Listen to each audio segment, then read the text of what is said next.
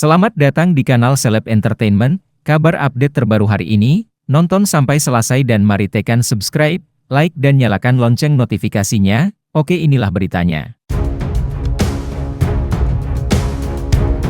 Keterlibatan Tony sebagai pengacara Peggy Setiawan pada kasus Vina Cirebon, semakin diperhatikan oleh publik. Tony dalam kasus Vina Cirebon ini, ia sudah mengumpulkan alat bukti untuk membebaskan Peggy Setiawan yang merupakan tersangka pada kasus tersebut. Belakangan Tony memberikan pandangannya soal Polda Jawa Barat yang mangkir dari sidang pra-peradilan kasus Vina Cirebon. Menurut Tony, Polda Jabar mangkir dari sidang pra-peradilan kasus Vina Cirebon karena kekurangan alat bukti. Untuk menetapkan orang sebagai tersangka, menurut Tony minimal harus ada 2 alat bukti.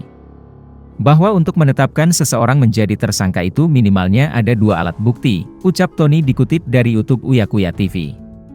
Menilik dari berkas perkara Peggy Setiawan, menurut Tony meskipun ada 2 alat bukti, namun berkas tersebut tidak memenuhi unsur pidana.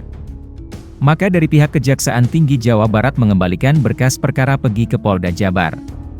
Sementara berkas yang dilimpahkan, berkas Peggy Setiawan sebagai tersangka yang dilimpahkan oleh penyidik Polda Jawa Barat ke Kejaksaan Tinggi Jawa Barat, itu kan ada 2 alat bukti, ujar Tony. Dan dijawab oleh Kejaksaan 2 alat bukti itu belum memenuhi unsur, lanjutnya. Sementara itu di sisi lain saksi kunci kasus Vina Cirebon, Abdul Pasren, bersikukuh dengan apa yang diyakininya tentang malam kejadian tewasnya Vina dan Eki di Cirebon pada tahun 2016 silam.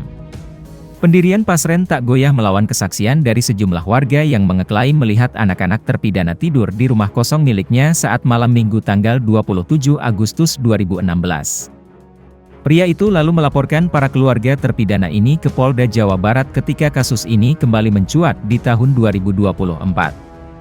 Di 2024 Pak RT tiba-tiba melaporkan Ibu Aminah, kakak dari terpidana Supriyanto sama keluarga terpidana lain bahwa pada 2016 yang lalu sambil sujud-sujud nyodorin amplop, nyodorin uang, untuk Pak RT biar bisa mengakui bahwa anak-anak itu tidur di rumah.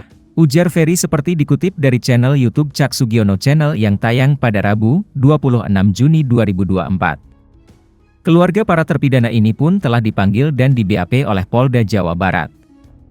Mereka di-BAP atas dasar dugaan penyuapan yang dilakukan pada tahun 2016.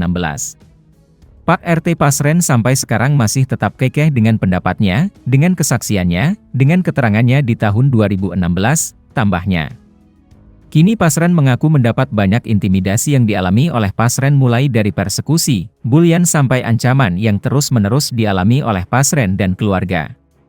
Untuk itu, ia menunjuk Pitra Romadhoni sebagai kuasa hukum.